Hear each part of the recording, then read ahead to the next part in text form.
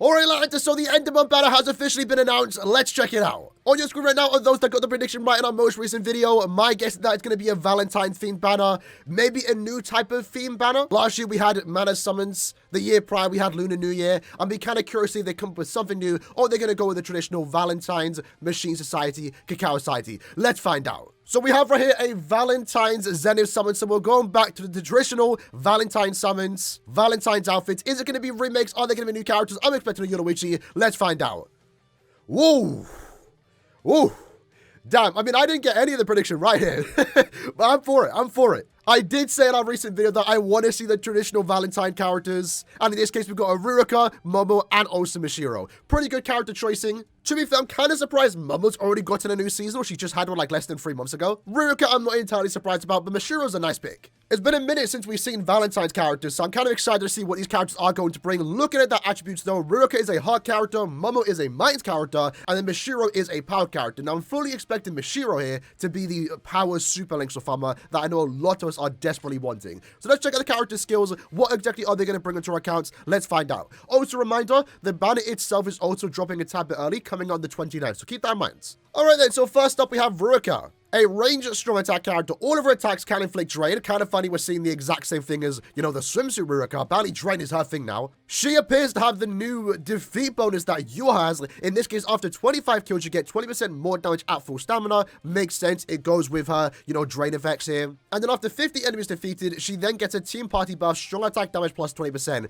Now, this is noteworthy because this is to any character, any attribute. So that's kind of strong. She does have a holo killer, so it's nice to see more heart holo killers. That's something that we've been kind of lacking. It hasn't been too bad, to be fair, since we did have access to Parasol Bruno, Swimsuit Rangiku, but it's always nice to see more options in this particular niche. I like that. I feel like it's going to make her a tad bit better. Stand out a tad bit compared to the other heart characters, which is one of the most stacked attributes in the game. She does have a full stamina damage soul trait. She comes with 20% team party every time you visit the map. Every 5 seconds, she has a chance to inflict drain. I think that's the first time we are seeing that. And looking at the skills that she does have, I mean, she's kind of stacked here. Frenzy +2, 40% Berserker with the built-in Long Stride. She has the built-in Recharge, given that her soul trait is 30% more damage at full stamina. And then she also does have the SP boost. This is quite the powerful character. We're going to see what strong attack she does have, but I think right now we have a really good, powerful, stronger heart character in the form of a Valentine Riruka, which is something that I wasn't entirely expecting, I'm not going to lie. In a way, the problem with her is that the heart attribute is already stacked as is. So the only thing she's really got going for her in a meta standpoint, if it even matters, it probably doesn't, is the fact that she is a heart killer, right? But I mean, if we look at the damage output, Frenzy +2 with the 40% Berserker, 80% SP boost,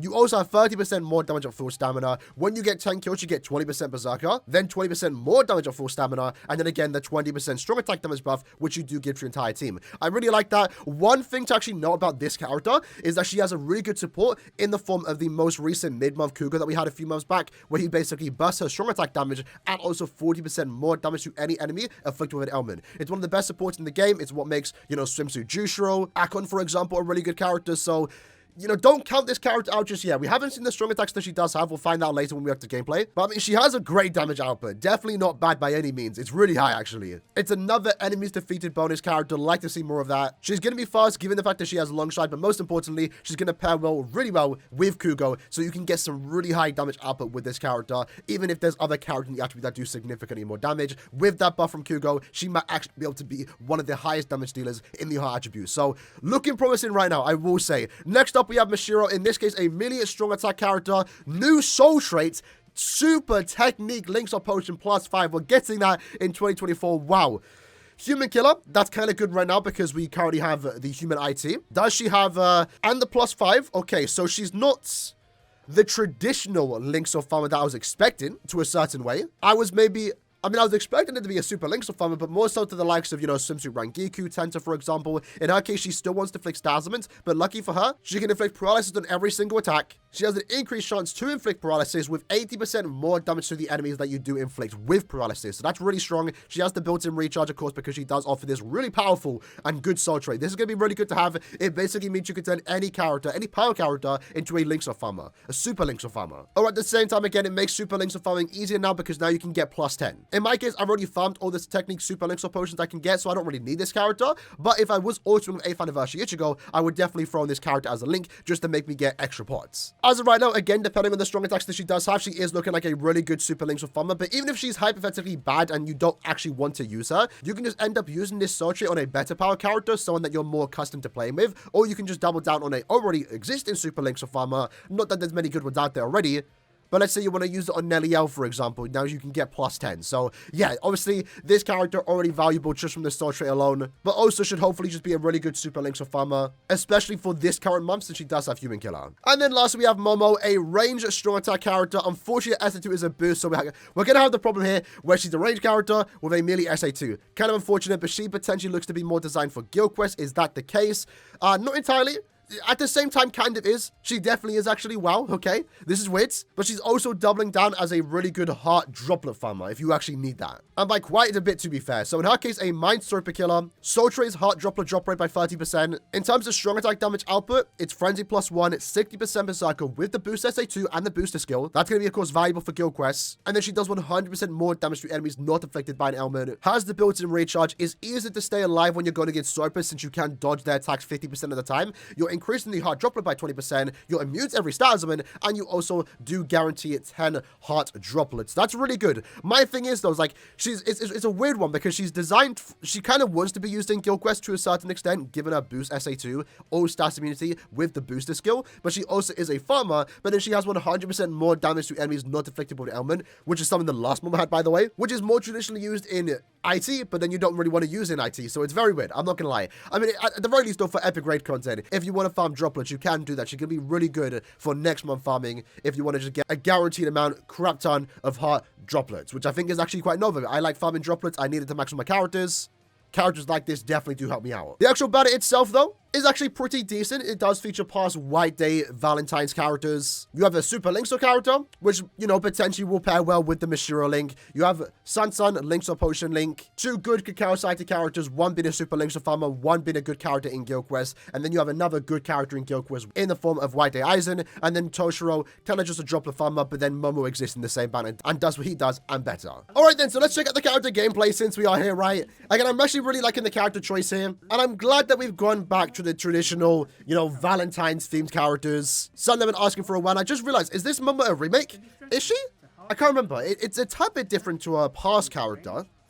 But it, of course, is similar since it is just her using an apron. So yeah, Momo's going to be a good character in general. But let's see the character's gameplay, right? Okay, so SA1 looks to be a pushback attack. SA3 is a full screen. No surprise there. I'm liking the night string. SA1's not going to be entirely ideal since it does push back quite a bit. And the SA2 looks to be a distant area in front of her. Usually that's what characters like this get when it comes to characters that can't inflict any star elements. So the night string is her giving me presents. I'll take it. I like it. SA1 is definitely a pushback attack. Hard to say if it's going to be 18% mag or the good one that Esno has, for example. I'm going to assume the 18% one, not like the greatest strong attack one. SA2 looks to be some type of 960 in front of her. Or maybe it's going to be a beam forward, which is also equally as good. Not entirely, but it's still a good kit nonetheless. She mainly wants to farm droplets, to be fair, so it doesn't really matter what strong attack she has. She'll farm the droplets just fine. And let's check out the Soul Bomb. Okay. She's making me chocolate. Okay, she's tied up. I like it. Okay, I like it. I like it. This is what I wanted. This is what I wanted. Let's check out Mashiro, though. Modo looks great, though, I will say. Wow, it's great to see a Mashiro. Unfortunate for Hiyori fans, we still haven't had a, you know, seasonal Hiyori in quite some time. But I'm glad Mashiro's getting some love here. I do actually want to get her for just farming Linkshot potions and super Linkshot potions. But her design looks really cute. I like it. So let's check out her SA1. What is going on there? A lot of chocolate going on with this character. We just see the entire strong attack here. Okay, that was quick. SA1 looks to be some type of vortex in front of her, very similar to maybe 8th Anniversary White. Which, for the record, is kind of good for what she wants to be used in. IT, you want to inflict stars, and the more hits she does on her strong attacks, the better. SA3 is a full screen.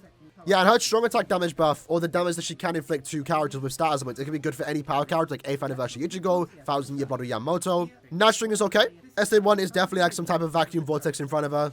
Looks to have some good range to it too, I like it. The whisk gets huge when she does that, though. SA2 looks to be, again, similar to 8th Anniversary Wyatt. If anything, she might have like the exact same kit as Wyatt. That, I think, is usually a traditional SA3, so it's kind of good that she has an SA2. And then an SA3 appears to be just a standard full screen. Comes out relatively quick, too. Overall, looks to be a stunning character. 2 of her strong attacks are Vortex attacks, which actually helps her out, since she does want to inflict stat ailments. So she'll definitely be probably one of the better characters to use when it comes to farming super links or potions. Okay. Okay. She's cute. It's cute. Not much going on there. She's just making chocolate, but I'm for it. Okay. Last up, we have Riruka. Making donuts. Making donuts. Friendship donuts now. I don't know if I want those. Again, design-wise, looking cute. If Riruka has some good strong attacks here, she might be in contention for one of the better characters in the heart attribute. Has a really high damage output going for a really good survivability with the drain. And is the first character to buff any character in the game once she does get 50 kills. Alright, then let's see. SA1, potentially a beam forwards. It could be a pushback attack, but I'm assuming it's a beam. SA2 is a vacuum vortex in front of her. I like that SA2 though, I don't mind it. I'm going to assume that SA1 is a beam forward. And yeah, I kind of forgot about Limit Breaker. So she's going to be the Limit Breaker character of the month. And that's actually way more noticeable now, since he does actually buff your team by 20%. And that's why she actually does it, because you are going to use a team of 3 characters. You're not going to strictly use one attribute. You're going to use multiple different attributes depending on the requirements. And the fact that after 50 kills, she buffs your entire team's strong attack damage will help them clear their stages a tad bit faster. So her, paired with someone like you are, for example, 2 soul bombs, everyone's doing 20% more strong attack damage. That looks it sounds quite powerful, I will say. Yeah, I'm really hoping that SA1 is a beam forwards. That in combination with the SA1 would actually work quite well. And then her first strong attack is her doing some type of donut attack. Does she summon her Fullbring? It looks like she does. That's kind of cool. And we actually can see the mobs in the SA3 too. I like the visuals for all character strong attack freeze, I will say. Let's see the soul bomb though. Okay. Okay. Bear donuts. Okay. It's simple. It's simple. It's just the characters making chocolates. That's what I wanted. I'm happy. Character choice, I'm quite satisfied with too. Maybe would have liked if there was a Yoruichi in this banner. I'm hoping still for a new Yoruichi sometime eventually. Not sure we're going to get that. What I do like in this one I've been asking for is that if they do decide to remake old characters like Momo, for example, I'm glad they also did pair that with 2 other new characters, right? I don't mind if they're remaking old seasonal characters if they pair them with new characters, which they did do here. In this case, a new Mashiro, first character in a couple years. You know, Riruka maybe didn't need to happen. We just got one recently for summer, but I don't mind it. I don't mind it. The characters themselves look quite strong, albeit you probably don't need to summon this banner entirely. If you get Momo, she's going to be a really good dropper farmer, might be good in Guild Quest to boost your team. Riruka is going to be your traditional good Limit Breaker character, overall just strong character in general, especially for Riruka fans. You know, sometimes you don't want farming characters, you just want a good, strong character that does crazy damage, and it's just super fun to play with. And that's exactly what Riruka looks to be like. And then Mashiro is going to be your super links of farmer, but the first ever super links of potion soul trait. Some might say it's toxic, but I don't think it is going to be. If you have it, you have it. If you don't, it's not that big of a deal. This, at the very least, though, eventually, once this character becomes more common, once we get more characters with this soul trait, which we're, of course, going to get throughout the entire year, it will make Super Links of Potion easy to farm. With that said, though, hope you liked and enjoyed this video. Let me know in the comments below what you like to think about these new characters, and I'll see you guys next time. Take care, and peace.